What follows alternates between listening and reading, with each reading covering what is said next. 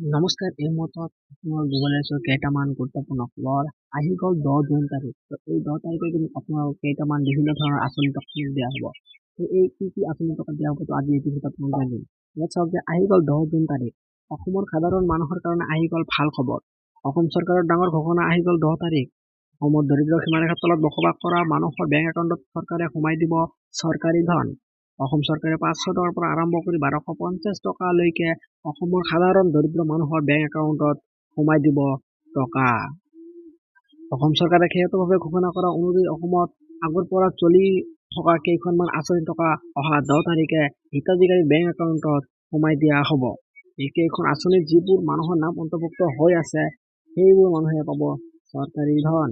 আঁচনিসমূহ হ'ল যিকেইখন মানুহৰ এই আঁচনিৰ লগত আগৰ পৰাই নাম ৰেজিষ্টাৰ হৈ আছে এইসকলে কিন্তু অহা 10 তাৰিখে আপোনালোকে টকা লাভ কৰিব। এই টকা লাভ কৰাৰ কাৰণে কিন্তু আপুনি কেনেকৈ চেক কৰিব লাগিব আপুনি টকা সোমাইছে নে নাই সেইকাৰণে কিন্তু এটা অলৰেডি ভিডিঅ' মই বনাই থৈছোঁ। তো আপোনালোকে ভিডিঅ'টো কাইণ্ডলি চাব পাৰে, ডেছক্ৰিপশ্যনত লিংক আছে। ইয়াত চাবলৈ পাইছে যে অলপমান তলত স্ক্ৰল ডাউন কৰি আহিলে ইয়াত চাওক যে স্কিম ডিটেইলছ। তো আপোনালোকে ইয়াত 1 নম্বৰত কি আছে ইন্দিৰামিৰি সাৰ্বজনীন বিধৱা পেঞ্চন আঁচনি। 1 নম্বৰত ইন্দিৰামিৰি সাৰ্বজনীন বিধৱা পেঞ্চন আঁচনি টকা দিয়া হ'ব। 2 নম্বৰত কি দিয়া হ'ব দীনদয়াল দিব্যাংজন সাহায্য আঁচনি টকা দিয়া হ'ব। 3 নম্বৰত শহীদ কুশল কোঁৱৰ বৃদ্ধ পেঞ্চন আঁচনি টকা দিয়া হ'ব। আৰু 4 নম্বৰত ৰাষ্ট্ৰীয় দিব্যাংজন আঁচনি টকা দিয়া হ'ব। আৰু 6 নম্বৰত আছে আপোনাৰ অৰুণোদয় আৰু অৰুণোদয় 2.0 আঁচনি টকা দিয়া হ'ব। আৰু পঞ্চায়ত প্ৰতিনিধিসকলে টকা সিহঁতক অহা 10 তাৰিখে দিয়া হ'ব।